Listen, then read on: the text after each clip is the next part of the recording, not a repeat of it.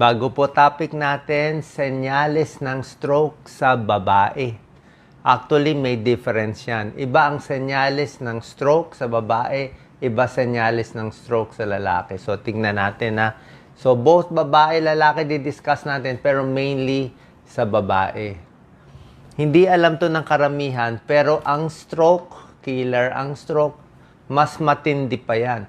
Mas maraming namamatay sa stroke sa mga kababaihan kumpara sa breast cancer. Actually, 3 times more. Maraming namamatay sa breast cancer, pero stroke mas marami pa. Sa mga lalaki naman, mas marami namamatay sa stroke kumpara sa prostate cancer. Ibig sabihin, delikado ang breast cancer, delikado prostate cancer, pero 3 times more deadly ang stroke kasi marami talaga na-stroke. I'm sure sa mga kamag-anak natin, lolo, ito yung pinaka nakakatakot, parang okay ka, kinabukasan, wala na, paralyzed na, nasira na ang buhay, di ba? 20% ng kababaihan magkakaroon ng stroke sa buhay nila. Ganun kataas ng tsansa. Number 3, cause of death. Tapos, mas deadly ang stroke sa babae kumpara sa lalaki. Ano ibig sabihin? Siguro, pag yung babae na stroke, baka mas may edad na, mas mahaba kasi buhay ng babae, kaya mas deadly siya. Kumpara, yan, oh. Number 3, cause of death in women, 20% na kababaihan pwede ma-stroke. At ang sintomas iba. Alam naman natin yung normal symptoms ng stroke, 'di ba? Yung mga nangiwi, tapos hindi nabuhat yung kamay, 'di ba? Yan ang mga common. Pero ito sa babae, marami sa kanila. Actually, 13 times more nakakahanap ng kakaiba. Anong kakaiba? Nangihina, nagfa-fatigue lang, pagod lang. Ayan, no? Oh, hirap gumising. At ito yung common, nagbabago yung pag-iisip. Parang may mental cognitive decline. Kala mo Alzheimer's, kala mo nauulyanin, confused lang siya. Hindi lang siya nagagalaw niya lahat ng katawan niya, pati mukha niya, pero confused siya. Nalilito, hindi makaisip maigi. Baka stroke na pala yun. So, pag may pasyente, ganito ang complaint, nahihilo, naiiba, ang pakiramdam, nasusuka, sumasakit ang tiyan, possible lahat yan stroke symptoms. Common lang yan sa babae. Yan, no? Warning signs of stroke. Tingnan nyo yung mga symptoms ng stroke sa lalaki at sa babae. Yung pareho, ito yung pareho. Pareho, lalaki, babae, pag na-stroke, pwede mangiwi, pwede humina ang kamay, pwede humina ang paa, pwede mabulol, pwede mabulag or hindi makita isang parte, pwede hindi makalakad, pwede masakit ang ulo. Pareho meron yan lalaki at babae. Pero pag sa babae, may dagdag sintomas. May dagdag eh.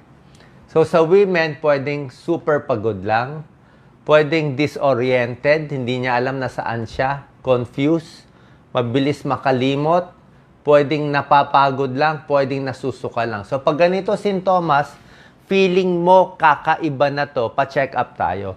Kahit sa mga doctors, isipin natin baka stroke, kailangan pa CT scan. Ayan, no? Symptoms of stroke in women, no? Kakaiba lahat, to. Hallucination, nagbabago ugali, kala mo ulyanin, hirap huminga, sinisinok, convulsion, brain fog, mahina ang isip. Kasi depende sa nagbara sa utak eh. Utak natin, tingin ko nga parang computer, di ba? Pag computer, minsan may nasira, parang may virus ba? May mga program di mo ma-open. Pero may ibang program na open mo. Para itong computer ko, pag binuksan ko, ayaw agad pumasok, napupunta pa sa ibang lugar. So, ganun nangyari. Pag ang computer natin sa utak, nabarahan, pag maliit lang ang bara, mini stroke. Kung malaking stroke, talagang hindi magagalaw. Pero kung maliit ang stroke, pwedeng ganyan lang. Nalilito, memory problem, disoriented, nanghihina. Ano ang risk factors? Okay, tingnan natin. Sa mga babae, bakit mas mataas ang stroke? Ano yung mga dapat ingatan? Hindi naman to 100%. Yung mga buntis na high blood, yun, higher risk of stroke. Ito, yung umiinom ng birth control pills. Okay, sasabihin mo, Dok, masama pala birth control pills, hindi nila ako iinom. Actually, pros and cons yan. Yung iba naman kasi, pag hindi ng birth control pills, padami ng padami anak nila, magiging 8, mga anak, nahirapan din yung nanay, delikado din. Kaya, pag may high blood, medyo malapot na yung dugo, usually hindi nabibigyan ng birth control pills, tsaka sandaling period lang. Kasi tumataas konti ang risk. Hindi naman porke uminom ka birth control pills, mai-stroke na. Tumataas lang yung risk. Hormone replacement therapy sa mga menopause, 50 years old, kaya medyo maingat sila magbigay ng hormone replacement therapy after mag-menopause.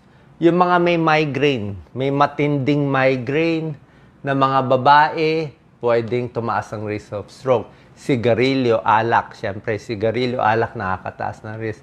Tsaka may abnormal heartbeat, atrial fibrillation. Okay, so para bumaba, control blood pressure, blood sugar, quit smoking, yan ang mga kailangan natin gawin. Ito ang risk factors ng stroke para sa ating lahat, lalaki o babae. Ito pareho, smoking. Ito mga birth control pills sa babae. High blood, matindi to. Alak. Yung mga ginagamit yung alak pampatulog, di ba? Sasabihin nyo, konting inom lang ito. Kaya marami na i-stroke sa kababayan natin. Pumunta kayo kahit anong barangay, marami na i-stroke, marami nakatungkod kasi manginginom, marami lalaki. Heart disease, high cholesterol, stress.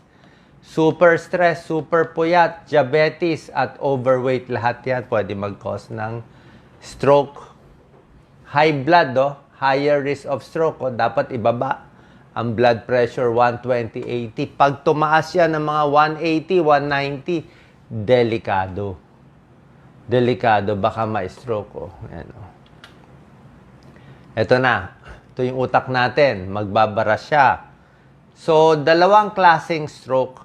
May stroke na nagbabara. Ito yung barado. Doc Lisa, malapit mo ba konti? Kaya ba? Danan lang.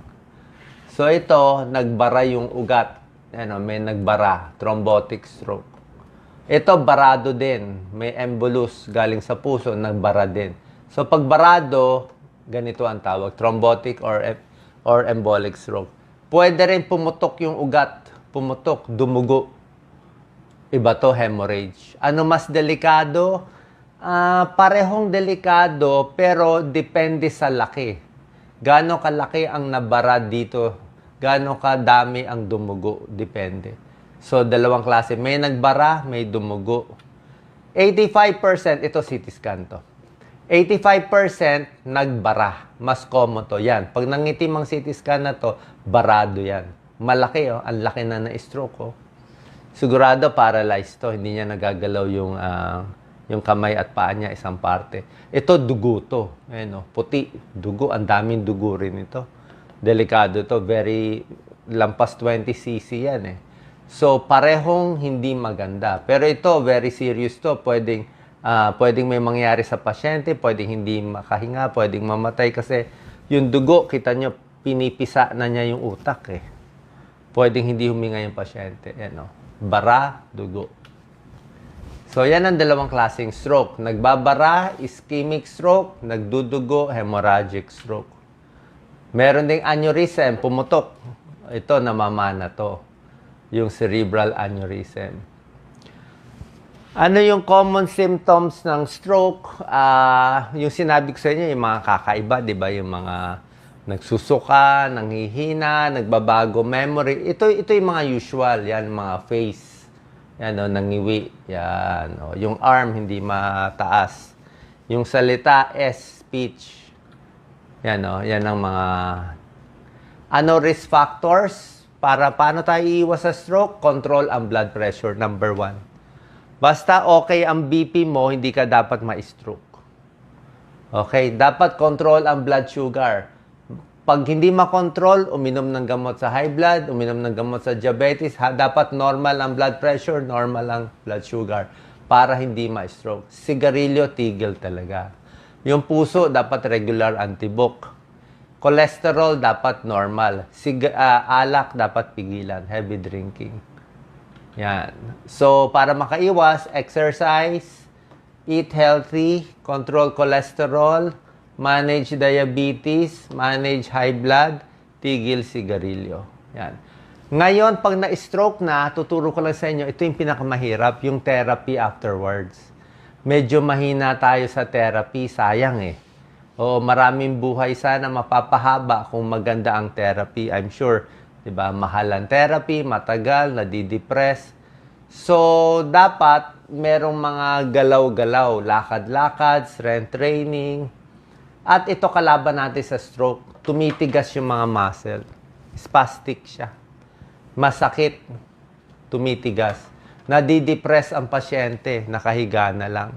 Humihina yung pag-iisip. Kaya pag na-stroke, tuloy ang gamot, regular follow-up, yung mga risk factors na sinabi ko, magpaparehab, physiotherapy, speech therapy, paglunok, minsan nabubulunan sila, yan ang mga kailangan gawin para lumakas unti-unti. And ito, hopefully, pag malakas na siya, babalik tayo sa mga usual exercise. Pero otherwise, dito lang muna tayo. Kasi talagang therapy, ayusin yung pag-iisip, try maging independent pa rin. Okay, sana nakatulong po to. Mga bagong senyales ng stroke sa mga babae. Ingat po tayo.